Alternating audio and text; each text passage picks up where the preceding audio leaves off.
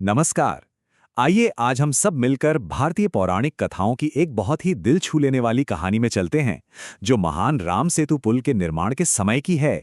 ये कहानी एक ऐसे टकराव को हमारे सामने लाती है जिससे इसी सवाल का जवाब मिला, और साथ ही हमें ताकत और सच्ची श्रद्धा के बारे में एक बहुत गहरा सबक भी सिखाया।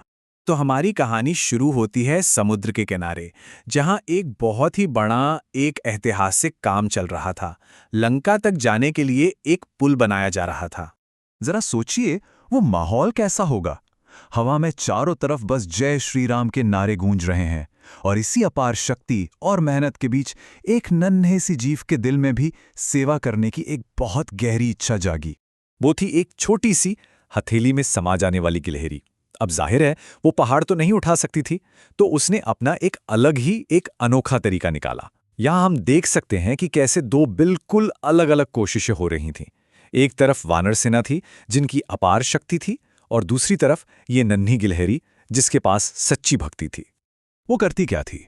वो दौड़कर समुद्र के पानी में जाती, अपने पूरे रोएंदार शरीर को गीला करती, फिर बाहर आकर सूखी रेत में लौट जाती ताकि रेत उसके शरीर से चिपक जाए, और फिर वो भागकर पुल पर जाती और बड़े बड़े पत्थरों के बीच जो खाली जगह थी वहां उस रेत को झाड़ देती। वो बिना थके बार बार यही करती रही, पूरे दिल से ये मानकर कि वो भी प्रभु राम के लिए पुल बनाने में मदद कर रही है। लेकिन गिलहरी की इस सच्चे कोशिश को हर कोई एक योगदान की तरह नहीं देख रहा था।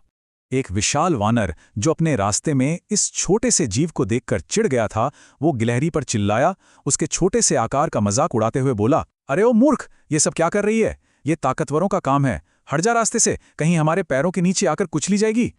बेचारी गिलहरी की आंखों में आंसू आ गए, पर उसने जवाब दिया कि हाँ, वो मानती है कि वो पहाड़ नहीं उठा सकती, लेकिन जितनी भी उसकी ताकत है वो उससे योगदान जरूर करेगी। अब ये जवाब सुनकर वो घमंडी वानर गुस्से से आग बबूला हो गया, और उसने उस नन्ही सी गिलहरी को एक ठोकर मार दी, जिससे वो बेचारी हवा में उड़ गई। वो छोटा सा जीव असहाय होकर नीचे गिर रहा था, और उसे लगा कि बस अब नीचे पत्थरों पर गिर के उसका अंत निश्चित है। लेकिन वो गिलहरी चट्टानों पर नहीं गिरी। जैसे ही वो नीचे गिरने लगी, उसने डर के मारे अपनी आंखें बंद कर लीं और मन ही मन अपने प्रभु का नाम लिया, हे राम। और उसे दर्द की जगह एक बहुत ही कोमल एहसास हुआ। जब उसने आंखें खोलीं तो उसने देखा कि वो किसी और के नहीं बल्कि स्वयं भगवान राम की हथेली में है। ये दृश्य देखते ही मानो समय रुक गया हो। पूरे निर्माण स्थल पर एकदम सन्नाटा छा गया। सारा काम जहां का तहां रुक गया।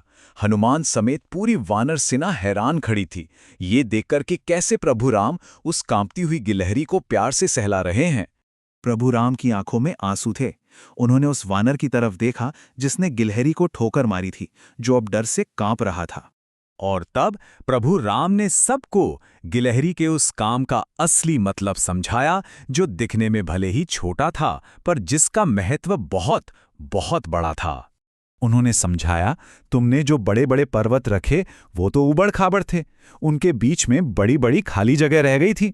ऐसे में तो पुल कमजोर और अस्थिर रह जाता, और ये नन्ही गिलहरी ये अपनी लाई हुई रेत से उन्हीं दरारों को भर रही थी।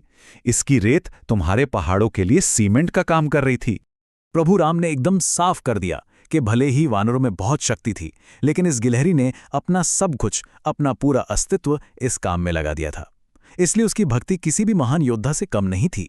ये सुनते ही पूरी वानर सेना को अपनी भूल का एहसास हुआ, और वे सब शर्म से चुप हो गए। और तब राम ने अपना सारा प्यार और ध्यान वापस उस गिलहरी की तरफ किया।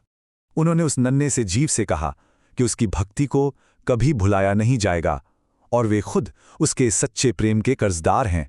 इसके बाद भगवान राम ने बहुत ही प्यार से अपनी 3 उंगलियों से गिलहरी की पीठ पर उसके सिर से लेकर पूंछ तक हाथ फेरा, और उसी पल एक चमत्कार हुआ।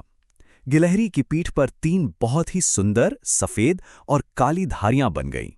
ये भगवान के अपने स्पर्श के निशान थे, जो गिलहरी और उसके बाद उसकी सभी पीढ़ियों का एक अटूट हिस्सा बन गए।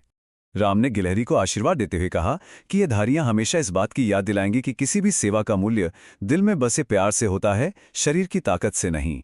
वो वानर जो अब बहुत शर्मिंदा था, वो आगे आया और उसने गिलहरी से माफी मांगी। उसने ये मान लिया कि असल में तो उन सब में सबसे महान वो नन्ही सी गिलहरी ही थी। वो समझ गया था कि भगवान की नज़रों में कोई छोटा या बड़ा नहीं होता, बस नियत की पवित्रता देखी जाती है। तो ये कहानी हमें इसी एक सवाल के साथ छोड़ जाती है। ये हमें बताती है कि हमारे प्रयासों की सच्चाई, चाहे वो प्रयास कितने भी छोटे क्यों ना हो, असल में वही सबसे ज्यादा मायने रखती है।